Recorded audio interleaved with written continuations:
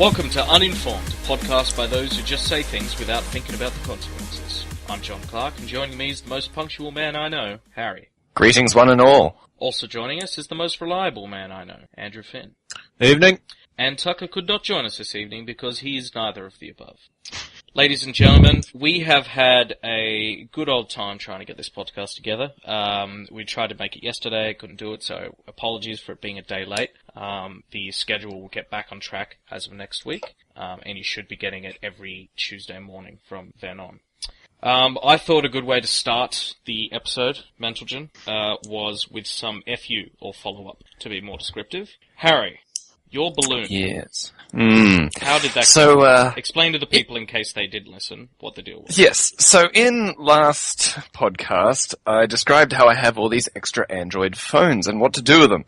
And the wonderful, wonderful internet informed me that many people just strap them to helium balloons, be it a collection of normal balloons or weather balloons, and set them into high orbit, having them, take photos and track locations and other dandy, wonderful things. Mm-hmm. And so I thought I would reenact this. Unfortunately, no more than, we'll say, a minute after takeoff, an eagle, the representation of America and all of its freedoms, took a disliking to my balloon.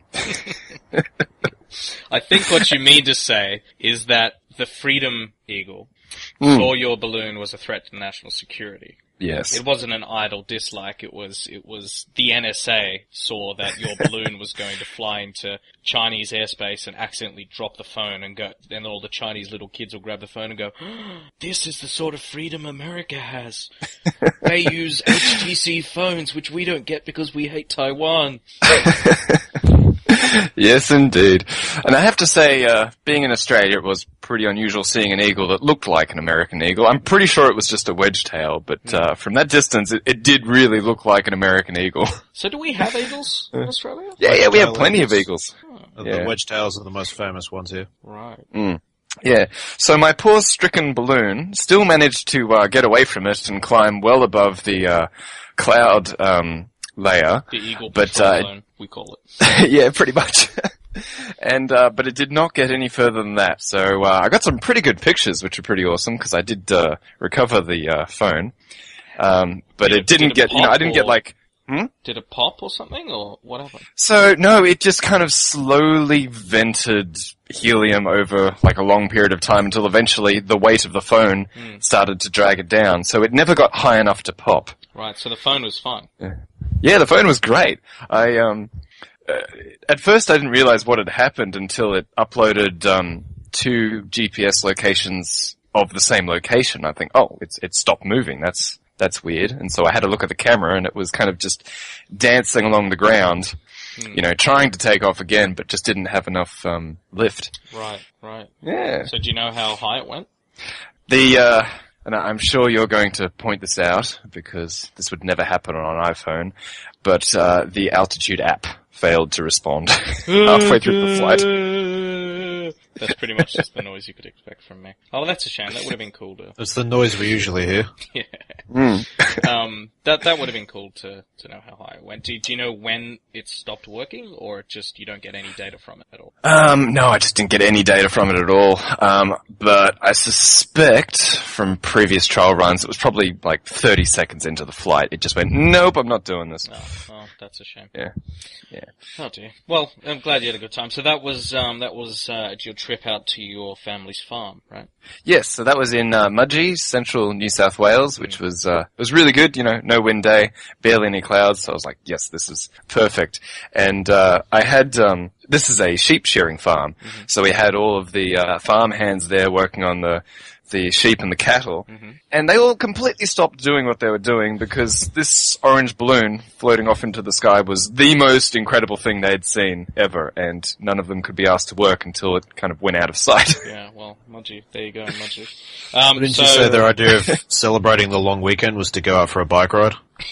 Yeah. The Mudgee's an interesting place. Every Easter Monday... Wait. You just said Mudgee's an interesting place.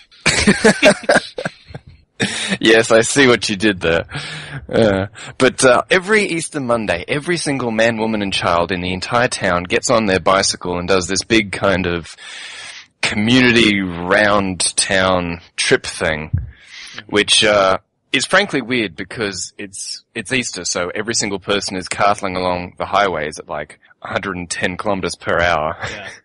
So they just make the entire townsfolk a really good target. So did you enjoy your Easter then? I have to say it was really good. It's just Australian Easter time is just best weather every single year. Yeah, it's funny. And you, Finn? Did you Yeah, it go was away good. anywhere or?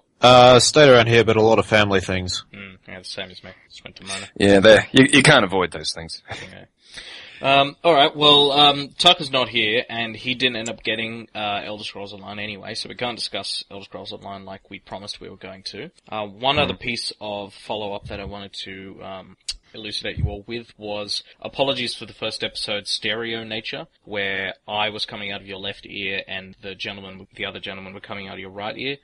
For further episodes, I'm going to just mix them mono, so you can just have one earbud in and listen to it, that's fine. I don't know, that could work. We could have, especially if people are on opposite sides of an argument, and we could switch it to left and right. This could be our sell point, Yes, it could. It brings a new meaning to one-sided argument. Yes, it could. I don't want to listen to Harry take up my right earphone. That's it. Done. That's good and all, but I'd rather listenability than breaking new ground in the podcasting arenas. Okay, so that's enough for follow-up. Was there any follow-up from last week that you guys would like to let us know about? Only that every point you made in the last podcast was wrong, but that much is already obvious. Yeah, well, it's in the name. It's in the title. Alright, well then, it's time for the catch-up. So, once again, what is the catch-up? It's where we all pitch a story that we think is the most important story of the week, or the one that we should most talk about, and together we all decide which story is the most noteworthy. It could be news, it could be 4-year-old news, and it's just something you thought would be interesting to discuss. Gentlemen, I'll start with Andrew. Let me know, what is your story of the week? Give me about 5 minutes and I'll let you know what it is. On the ball. I like it. Well then, I've been busy. Harry, you've got 5 minutes. That's funny, because I believe just 30 seconds before we started recording, you asked me what my news story would be, and I said, I'll wing it. What's this whole Reddit thing? I've never discovered Reddit before. Let me find something. But, lo and behold, I do. I believe they do. You've got the floor for 5 minutes, Harry, like the man said. Yes, that's right. I'm dragging it out. Just watch me. Watch me do my thing. No, this will be interesting news to fellow podcast hosts, because as you, Mental Gen, know, I am somewhat disinclined or disfavored towards BioWare and EA. No. But just this week, Can we not start BioWare. Firestorm?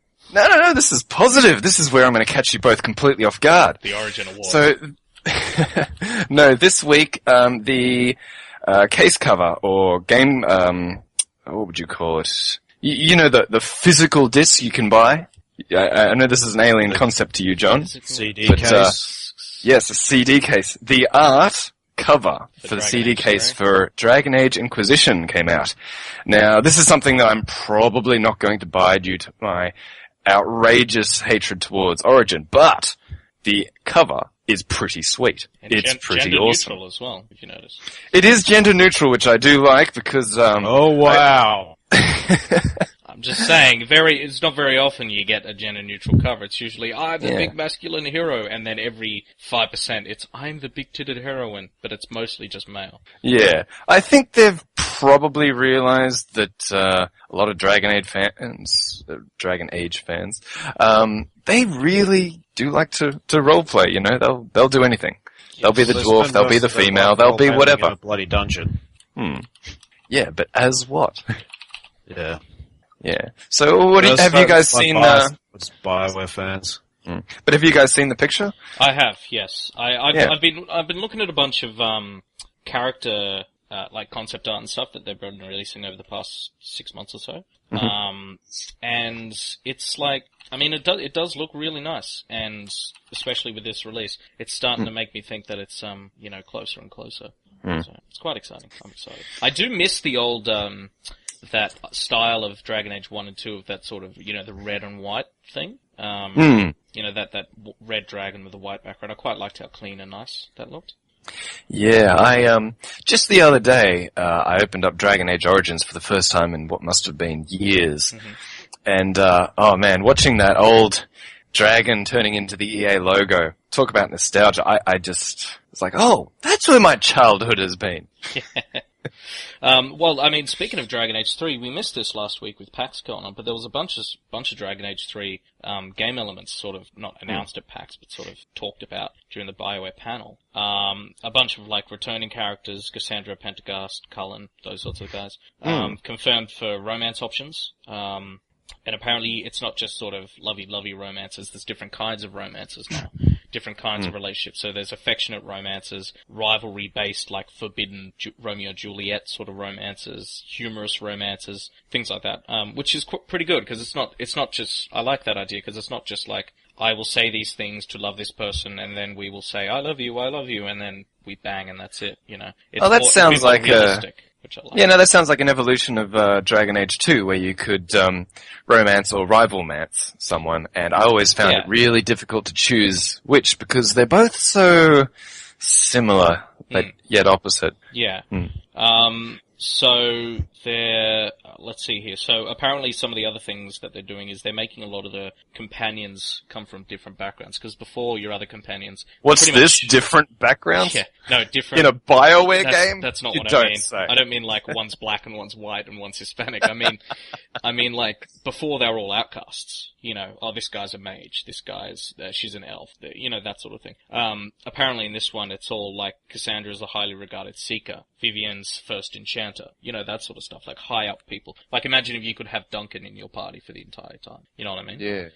Rather than just like, here are the outcasts, build up with them and then go and attack whoever or whatever, I don't know. Yeah, but screw conformity, man. They talked a bit about the combat, trying to make it a bit more spicy, but at the same time, but at the same time they're trying to make loot and boss encounters a lot more memorable and rewarding exploration more than combat, which I like. Not memorable. I recall how long it took me to take a dragon out in Dragon Age Origins. Finally, you know, delivering the killing blow would have me running circles in my room, praising the sun.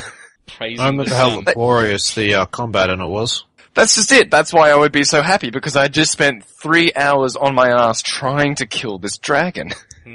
I call that very memorable. And finally, they've confirmed, you know, something that we all knew anyway, what platforms it's coming to. It's coming to 360, the One, PS3, PS4, and Windows. So we knew that anyway. But, you know, a little bit more information. It's all good. So.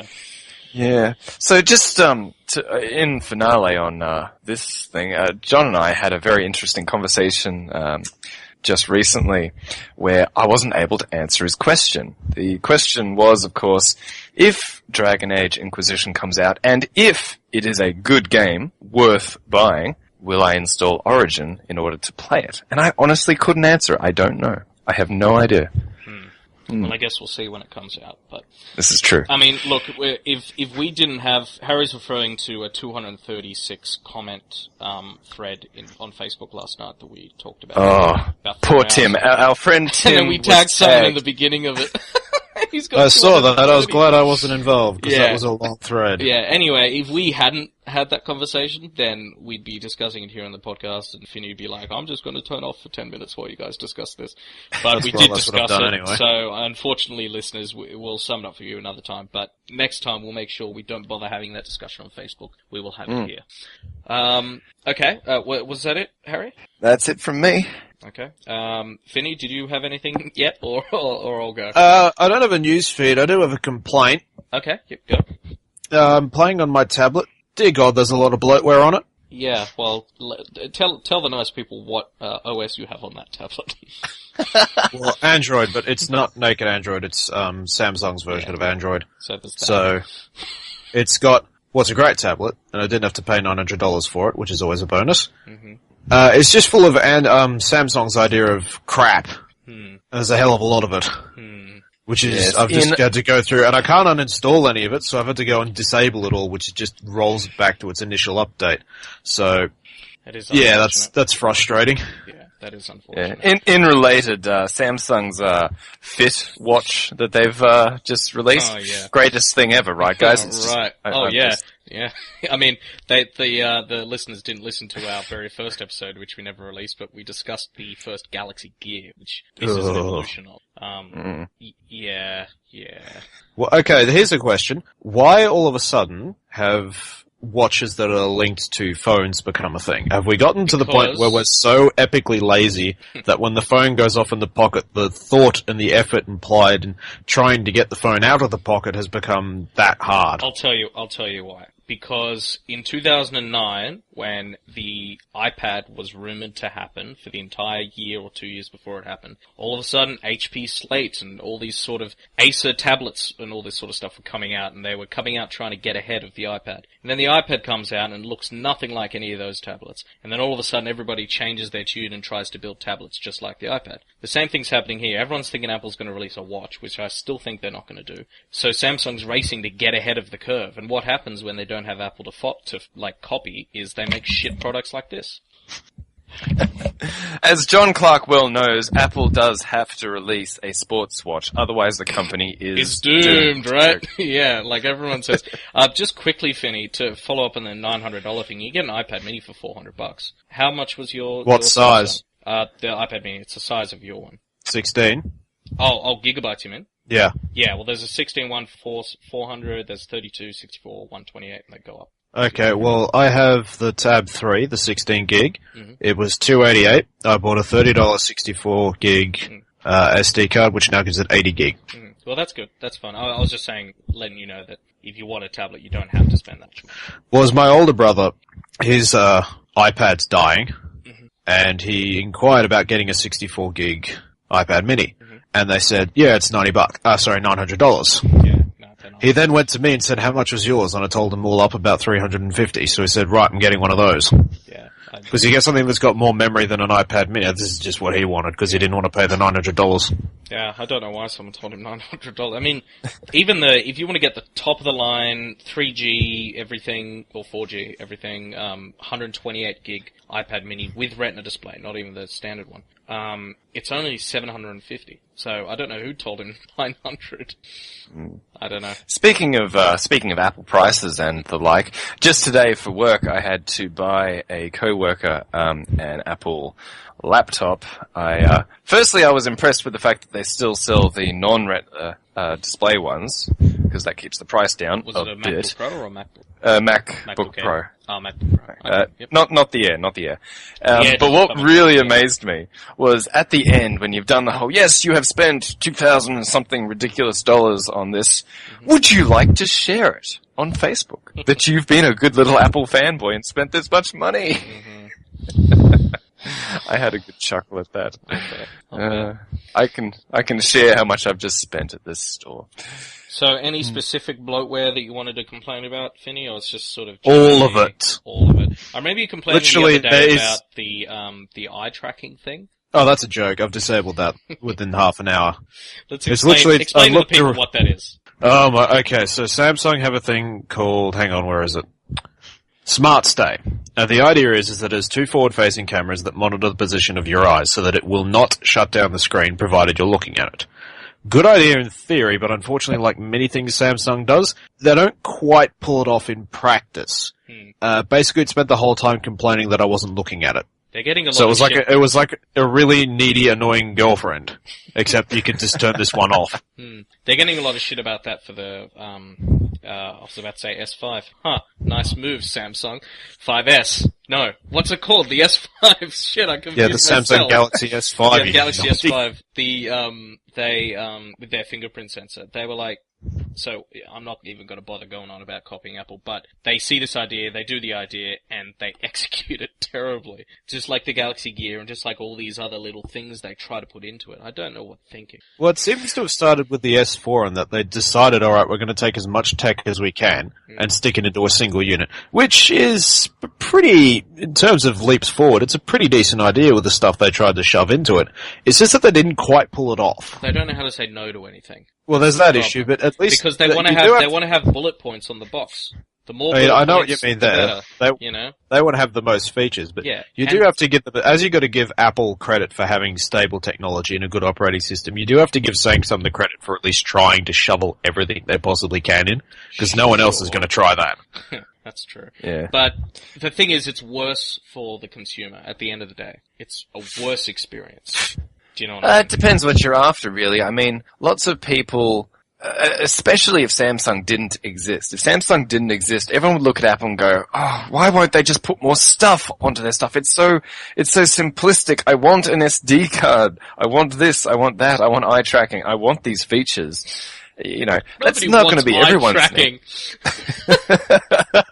Who wants eye tracking? I really did not get that. Like, Scratch the I suppose eye tracking. the theory behind it is alright, but it just, like, I'll turn it on now, and it drains the battery like nothing else, and it doesn't seem to work. I mean, admittedly, this isn't exactly their latest and greatest tablet, but it just complains constantly. Well, it should work on everything they put it on. If it doesn't work well on something, they should just remove it from that particular piece of hardware. Anyway, we've talked about Samsung for too long. Hardware is an issue. I was, just to, rustle your jimmies, John, I literally tried to buy a Samsung Fitwatch thing, whatever the hell it's called. Galaxy Gear. Or the Yes, alas, it only works with a Samsung phone. It uses standard Bluetooth. That's a bit of a Bluetooth. fuck you to Google, isn't it? Yeah. Samsung is, so there's only two smartphone makers that make any money, in the smartphone space. Apple makes 80% of the profit, the rest of it is Samsung. And then, like, literally no one else makes profit. HTC loss, Acer loss, LG loss. Everyone's losing money, except for Samsung and Apple. You'd think... Is that what they tell you in those Apple camps? No, it's true. Everyone releases their numbers. It's what that must feel like to Google, who's losing money on this thing.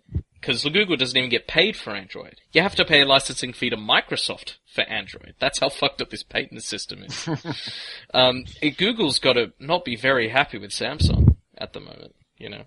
I guess that's why their Nexus devices, they're putting a lot more emphasis into them these days. Because remember, they sort of let them go for a while, and then the Nexus 4 came out and it was really good, and you guys got the Nexus 5 and it's really good. That's probably why they're putting more emphasis into it, because they want to be able to survive without Samsung, if you know what I mean. Yeah. Well, sorry to interrupt, be clear. What's that? I just found a very, very funny picture on Facebook, which is plate tectonics using Oreos. I see. Oh, not a geology joke. Anything but a geology joke. Harry, which one of us is going to explain to Finny that podcasts are an audio medium, not a visual medium? I don't care. It was funny. I'll bet. It's very good. We need to have, to be honest, I'm pretty new with podcasts, so, is it like YouTube where you can just throw links in the description? Yeah, well, show notes. I can put links in the description, that sort of thing. Don't expect it, listeners. I'm drunk, so I don't want to.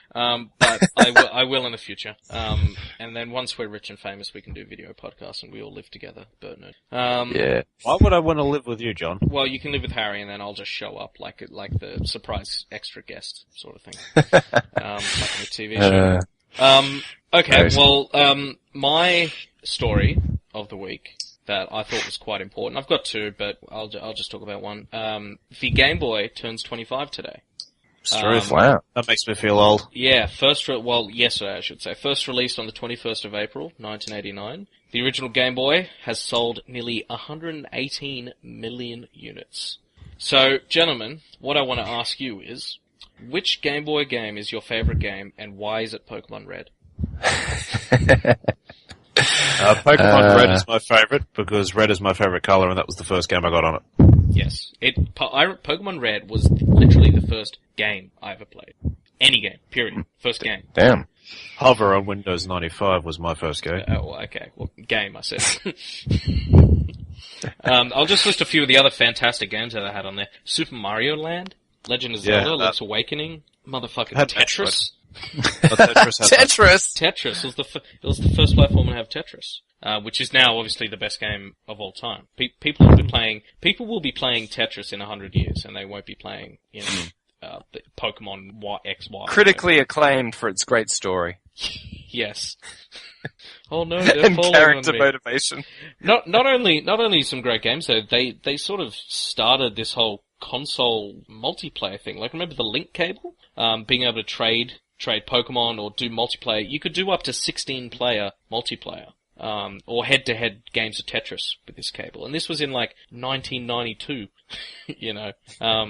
It was a really big deal. And then not only that when it comes to things that they put out, but the actual demographic of people who played the Game Boy was half and half pretty much, male and female, which you don't get these days, or even back then you didn't get it. The SNES was only 14% female, and the NES was only 29% female, but the original Game Boy is 46% female. It's crazy. That's pretty good. I have to say, this is probably why I am so critical of games, because as a kid I didn't get to have a Game Boy, but quite a few of my friends in school did, and my first memory of seeing a Game Boy was with the Link you were talking about, trying to trade Pokemon.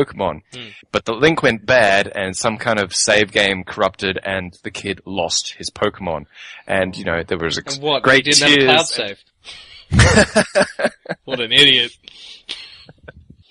Yeah, so there was much cursing and crying and shaking of fists, and I got to feel very superior because I didn't have a Game Boy. And so clearly I was destined for this life of mine. There's one thing that you were lucky to miss out on, not due to the fact that you didn't have a Game Boy, but due to the fact that you've got sisters and me and Andrew have brothers, and that is younger brothers deleting Pokemon saves. Ooh. I never had that problem, but my older brother did corrupt a Morrowind save game, which I nearly murdered him for. That is almost a punishable offense, but I guess you were a bit older when you played Morrowind, I suppose? Didn't care. He could do it now, and I'd still try and put a chair through his head. That's true. No, that is a fate I have never encountered. The only, speaking of numbers, the only sort of console to sell more than other than the PS2 obviously, sell more than the Game Boy is the DS. So another Nintendo handheld. The DS is currently at 154 million units. Why is Nintendo struggling so hard with these numbers? Well, Nintendo is selling all the 3DSs, millions and millions of 3DSs. They're doing really well. The Wii U's a piece of crap, just like the GameCube was a piece of crap. Why? Well, they haven't made a good console since the NES. We loved the 64, but nobody ever bought it. It was a commercial failure. It cost them way too much money. Then they went and made the GameCube, which another commercial failure. Then they made the Wii and accidentally became successful from it. And they thought the reason that they were successful was because of how simple it was. So they go, alright, we'll make the Wii U, nice simple, console. And they think people are just gonna keep coming back for the next Mario, the next Zelda, the next Metroid, the next this, the next that. And gamers have moved on. I mean, there's always next generation of kids that this Mario Kart is their first Mario Kart. But when you've got kids, 15-year-old kids playing Grand Theft Auto, why would they ever play Mario Kart? You know? Yeah. It was just different for us. Days. No, I mean, this isn't a get off my lawn argument. This is just, kids these days have way more choice than we ever did. Consoles are way cheaper. Games are way cheaper. We had one game for 6 months or a year. You know, like if we just had GoldenEye and, Ocarina of Time on the 64, and then that's all we played for like 4 years. You know what I mean? Because there's nothing else. Yeah, but they would be good games. They would be worth the 6 months of your time. Yeah, but not really. Yes, really. Compared to games these days, it's like, I couldn't play another Zelda game ever, and it's like, I'm not a fan of Zelda anymore. But that's the thing. I mean, I've grown up, so I'm out of it. But kids, if they look at a Zelda, even the brand new Zelda, they're like, why wouldn't I just play Skyrim? It's a way better RPG. You know, so. That's sort of why I think they're failing. The other obvious one is because of mobile games. I mean, back when you used to be able to play your Game Boy, play Tetris, play whatever, and that's all you had. But now you just get a game on your phone and away you go. That's what people do. And it's with you all the time. You don't have to carry an extra device. Yeah, unfortunately that does bring both appreciation of games and quality of games pretty far down the ringer. Oh, yeah. No, I know. I mean, I'm saying all this is fact. I'm not saying all this is the perfect scenario. But it's why I'm guessing the reason is Nintendo's not doing so well. However, Nintendo will be around. Is not going to die this generation. They've got, 13 or 30 something billion dollars in cash, so they can survive for a while. Alrighty. Now, briefly, speaking of consoles, I thought I'd just bring this up. So the NPD numbers for March were released. Titanfall was the top-selling game of March. but Sony's PlayStation 4 was the top-selling console. I don't think that's any surprise for any of us. Nope. However... I have to say it is surprising in light of Titanfall being the top game seller, then it is a surprise. Well, excluding that fact, I would say it's not a surprise. Well, I think that it did push quite a few consoles for Microsoft. I think if Titanfall didn't come out this March, like if it came out next month or something, then their number would be way lower. So Xbox One's at 5 million and Sony's at 7 million. But you got to remember that Sony had a 1 week lead. The PS4's $100 cheaper, and the company's selling the PS4 in 72 countries, while Microsoft's only selling the Xbox One in 13. So, and the Xbox One's expanding this September to 39 more countries and going to expand from there. But I think that's got a big part to deal with it, which 72 to 13, that's got to have something to do with it, right? Yeah, but I mean, if the primary sales from Titanfall will start waning, then, well, I Microsoft don't think it'll wane because, they need another trick. Because I don't think it'll wane because their next trick is Halo 5, which won't be out till next year. So when you go and buy an Xbox One, what do you buy? You buy Forza and you buy Titanfall. And if you prefer Xbox One, you get Destiny on that when that comes out. The point is that people will just keep buying Titanfall. I mean, Halo's sales don't end when a month after Halo comes out. Sure, a year from now, 6 months from now, sure, Halo's Titanfall sales will start slowing down. But I think that Titanfall is going to be a very strong contender for top game for the next maybe 2, 3, even 4 months. And then after that, obviously, you're right, it'll start dropping from there. All right, we'll see. What's the next big game for Sony? For Sony? Yeah, so Halo's the next big Microsoft thing. What's you mean Sony like got? big, like generation-defining big, not just like Titanfall, whatever big. For Sony, I mean some kind of Final Fantasy, I suppose, but not anymore because Sony just sold all their shares in Square Enix. Which makes you think. I mean, what does Sony know that? What does Sony know that we don't know? What are you talking about? Square Enix is a bad bet. Well, I mean, obviously they did it for Final Fantasy. Final Fantasy's traditionally been not traditionally, Final Fantasy 1 through 5 or whatever were Nintendo only, but from then on, PS2 and PS3, it's been Final Fantasy's been a PlayStation exclusive, and it was only the last Final Fantasy that was on the Xbox as well. What did Sony see at Square Enix that made them go, fuck, that next game they're making's terrible. What are we gonna do? Take it as a warning. Yeah, I mean, I'm not a fan. I mean, if Tucker was here, let's discuss this next week when Tucker's here, because he's the only one among us who plays JRPGs. We all like women. Isn't he gonna blatantly defend it without any rhyme or reason? Well, yeah, I mean, that's why we'd have him on, and then we'd attack him for it. That's just the way it is.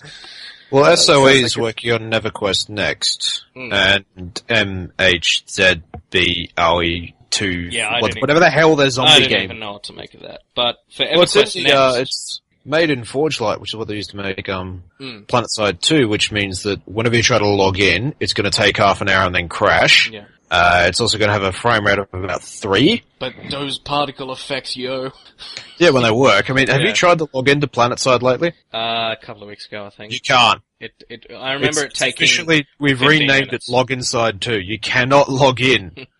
It's always taken ages to log into Planet. No, the login server is officially stuffed. Like, even they've come out and said that it's ruined.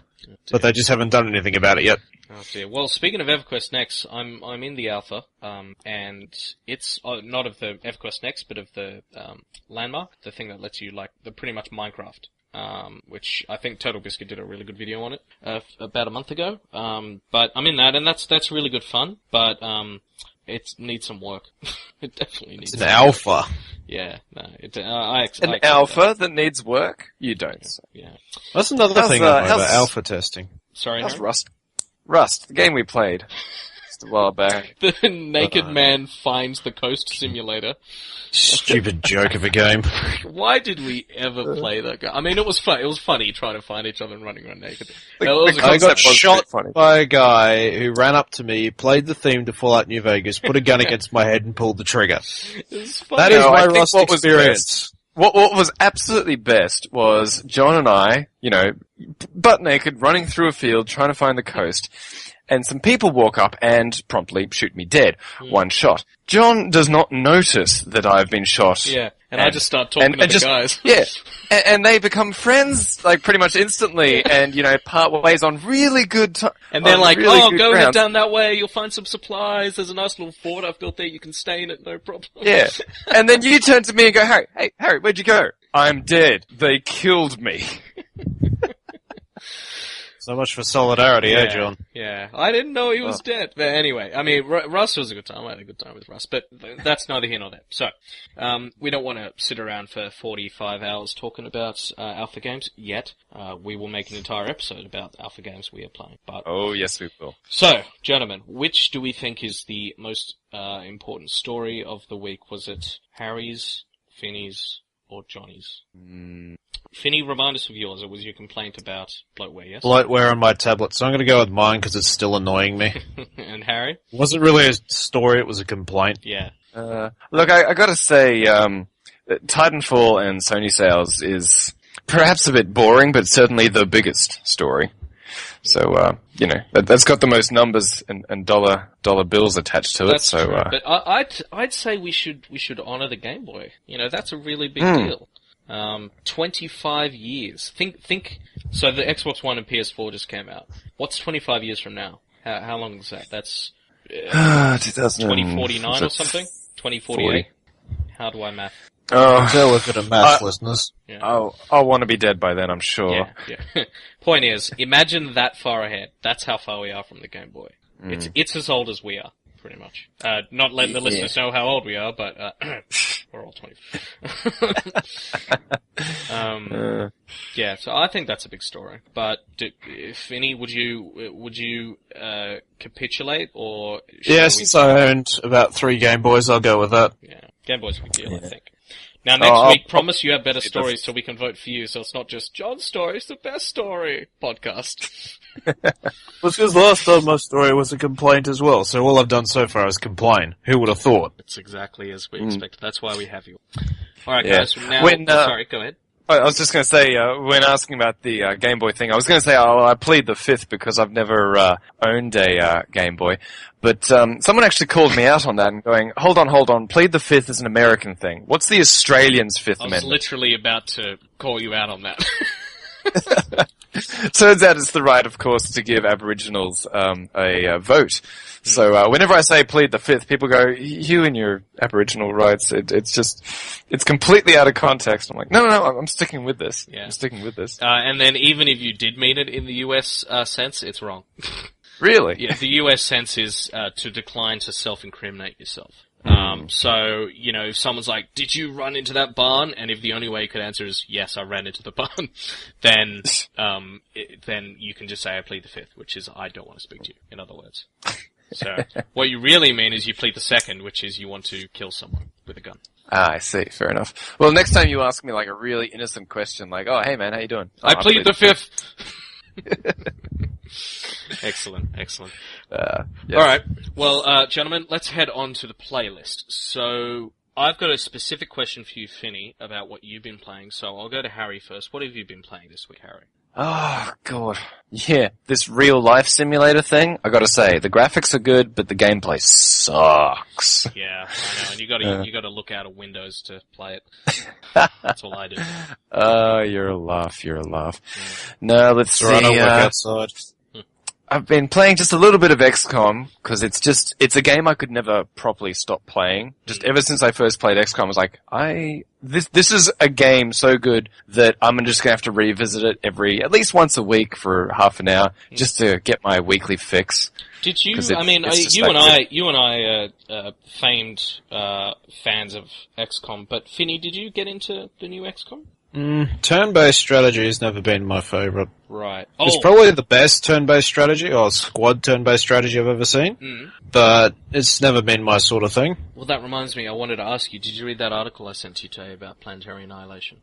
No. Okay, read that and we'll talk about it next week. Yes, it is good. There is one other darker thing about XCOM that has come to light over the hours of gameplay.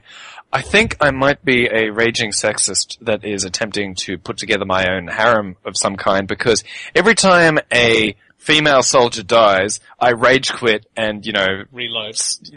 Reload a previous save. If a guy dies, but if a male soldier dies, I'm like, oh, that sucks. Oh, well, I'll struggle on. It's like, I've lost one of my breeders. Oh, that's terrible. Yeah, so by end game, I always end up with a full female squad of, pretty badass looking girls, which I think is pretty cool, but it doesn't speak much of, Harry, I'm supposed to be... You want to be Charlie in Charlie's Angels, don't you? Yeah, that'd be awesome. What can I say? Tough chicks just do it for me. Yes, they do. They do it all for you. They do the washing, they do the drying, they do the cleaning. That's why they're tough. Yes. And also planetary defense. Don't forget that. What? Oh, the chicks. Yes, XCOM, indeed. Okay, so Finny, I wanted to ask you, in addition to what you've been playing this week, which you can tell me about in a bit, so you were playing Ghost Recon Phantoms, the newly released free-to-play Ghost Recon multiplayer online shooter. Yep. You were playing that earlier in the week. And so just for those who don't know, there was a game that came out a long time ago, 3 years ago maybe even 4, I don't know, called Ghost Recon Online. And it was a free-to-play multiplayer, exactly the same as Ghost Recon Phantoms. And it got some traction, but not really. It wasn't really a big deal. It wasn't that good. And so this year, or recently, a month ago, whenever it was, they decided to rebrand it as Ghost Recon Phantoms and release it on Steam, because you could previously only get it on Uplay. And I haven't played the new one yet. I don't know if they've really changed much, but Finny, you've been playing it, so forget about the history I just mentioned. How is it just as a game? Is it any fun? Well, for reference, it's all still in beta, so everything's up in the air. Of course it fucking is. Yeah, everything's in beta nowadays. It'll stay that way forever. Yeah. Look, it's nothing groundbreaking. Mm-hmm. It's a third-person, over-the-shoulder, cover-based shooter. Mm-hmm. It's functional. Unfortunately, all third-person cover-based shooters have to follow in the footsteps of Gears of War, because it's the only one that's ever really done it properly. Mm-hmm. Mm-hmm. So is it more shooty, bang, like Gears of War, or is it more, like, because, for example, Ghost Recon Future Soldier, which was the, I don't know, when did that come out? 2 years ago, maybe? A while ago, yeah. Yeah, which was, the continuation of the actual Ghost Recon franchise, with a single player and all that sort of thing, and that had a multiplayer that was very tense and very good, because it was, you really have to stay near your squad, you really have to take cover. It's like the old Rainbow Six games, as soon as you pop up, you're dead. Is it like that at all, or is it more Gears? No, it's more conventional shooter. Yeah, it's lost a lot of what made the more action-based Tom Clancy games what they were. As you said, like in Rainbow Six, you pop your head out, you get shot, and I have to restart the whole game because I can't go on. It's lost that completely, which is unfortunate. It's now just a conventional over-the-shoulder shooter, which is good because it's fun. It's highly repetitive. The levels, just one-lane shooters. There's absolutely if you do play it, listeners, do not spend any money on it because it's just not worth it at the moment.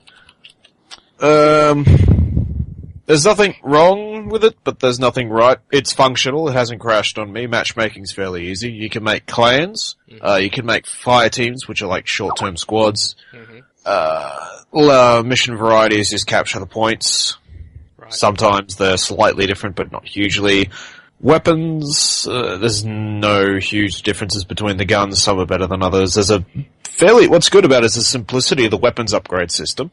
And it's not terribly grindy. You can actually upgrade and get your guns relatively quickly. Okay. Everything also, you can either pay with in-game credits or with real money, but if you got even half a brain, you won't bother with real money. Give it a shot, see what you think, really. I wouldn't say, I'm not going to stand here and bang a saucepan and say it's the worst thing to have ever happened. There's better out there, but you don't have to pay for it. Okay, well, This is the future of gaming. In 10 years' time, that will be like a hands-down, praiseworthy account of a game. Yeah. It's, I'll try it out, but, because it'll be interesting if you played, Future Soldier, Finny. I think it's on sale, I might buy you a copy. Because that single player is really, really great, but the, multiplayer on that's really fun, so I might just stick with the multiplayer of that. People still play that. If they do, give it a shot. You don't have to pay for it, but it's not huge. I mean, Hawken to me is a much better free-to-play just because A, you're in a mech, and B, it's a lot more entertaining. And there's stuff in there that's the game's worth spending money on in terms of a free-to-play, but this one, I don't think it's got much long-term prospect. Yeah, I think that's very key. I mean, we complained about free-to-play last episode, but we really just complained about bad free-to-play. If free-to-play is done well, it does make you want to spend money on it and feel good about spending money on it. And, obviously Hawken and PlanetSide does that for Finny, and, I mean, PlanetSide certainly did it for me as well. I subscribe to that. I haven't played it for a while, but when I did play it, I played 186 hours of it, so that's big for me. You guys are all like 1,000 hours in New Vegas and Skyrim sort of people, but PlanetSide 2 is still the most played game I've ever played, because I just don't play games for very long at a time. I've actually got a problem with New Vegas at the moment, in that I have finished every mission I know of, other than the end quest game.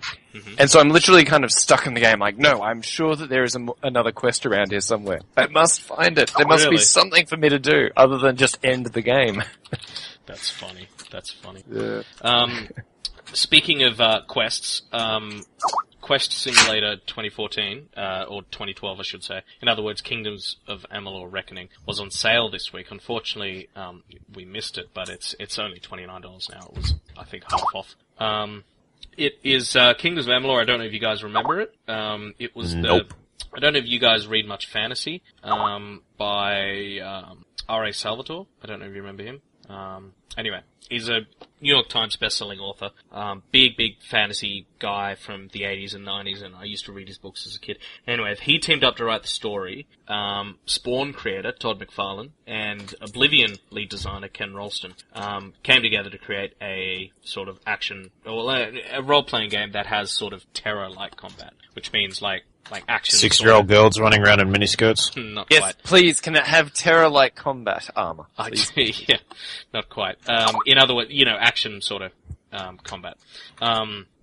Anyway, it's really great game and everything, but unfortunately that their publisher, similar to the whole THQ problem, their publisher went bankrupt sort of immediately after it came out, so there's not much marketing for it at all. And it's a really great game, and I'd really recommend you guys check it out. It's a single-player, old-school, great-looking, great-playing RPG, and if you guys don't get enough of that because Skyrim only comes... Elder Scrolls comes only once every 6 or 7 years, you might want to check it out. It's only $30. So, just want to let you know that. As for what I've been playing, I spent the entire weekend with at my parents' place, me and my wife, and my brother, as I mentioned before, I think is a, very avid, League of Legends player. And he not convinced me to download League of Legends again, but I did anyway. He made me think of it, so I did, and I played a game this afternoon. I played one last night, and I realized, I'm just not good at them at MOBAs. Funny that? Yeah, I was like, I'm not very good at StarCraft. I love StarCraft, but I'm not very good. Maybe I'll be good at MOBAs, because MOBAs are just one unit instead of 200 units. Let's see how I go. So I play League of Legends, and I also tried Dota 2 again. I was like, nope, it's not the amount of units, it's just me.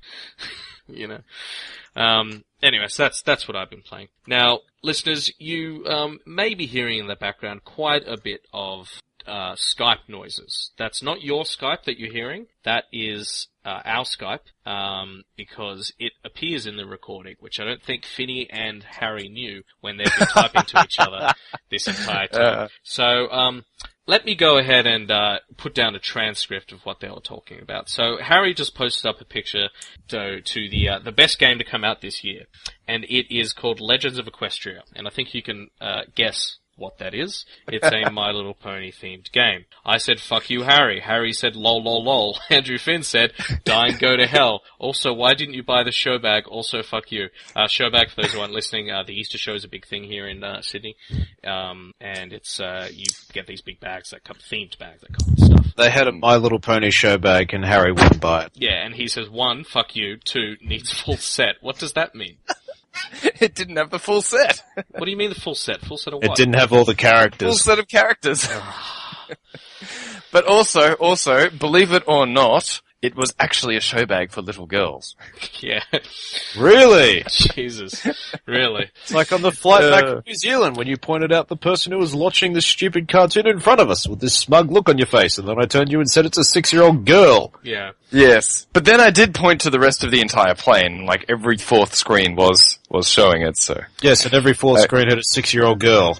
And pretty much... I'm sorry, no. 1/3 of the entire plane was not full of 6-year-old girls. What kind of flight did you think we were on? Hello, my name's Chris Hansen. Have a seat right here. Oh boy. Welcome to NBC Date Rape Line, whatever that show's called. This is Rolf Harris's flight. Yeah. So Finney's pretty much giving him shit, and then he says, I don't care, and then Harry says, lol, you brought it up. Oh wait, I brought it up. Anyway, point is, don't type on Skype while we're recording. Oh, but trolling is so much fun. Yeah, and there he goes. Very good. Yep. Now, because okay, which of us has a mechanical keyboard? Because it's so obvious. No, that was Finney, but he was just typing loud enough. So I'm going to type softly on my mechanical keyboard, see if you can hear it. Yeah, that's pretty obvious. That sounds like a typewriter. How about now? My APM's through the roof. Let's go, Sue. John, stop mashing your forehead into the keyboard. But that's how I win Titanfall. Alright, well, was there anything else from you gentlemen, this evening? No, nothing else, gameplay-wise. Unfortunately, it's been a very, simplistic week for me, at least. Yeah, I'm sorry guys, it's been because the Easter holidays, happened right in the middle of this recording, none of us have really had a chance to play much. And so we're going to be back on a regular schedule next week. We're going to record on Mondays and release on Tuesdays. Until then, thank you for joining us for Uninformed. Please subscribe to us in iTunes or wherever you prefer to get your podcasts. There'll be a new one every Tuesday. If you like us, please leave a review, and if you've got some ideas for future podcasts, go ahead and tweet us at uninformednews or email us at uninformedpodcast@gmail.com. Thank you to my reliable and punctual co-hosts for joining me. I'm John Clark. Harrison Lake. And Andrew Fedd. You stay classy, Sandy.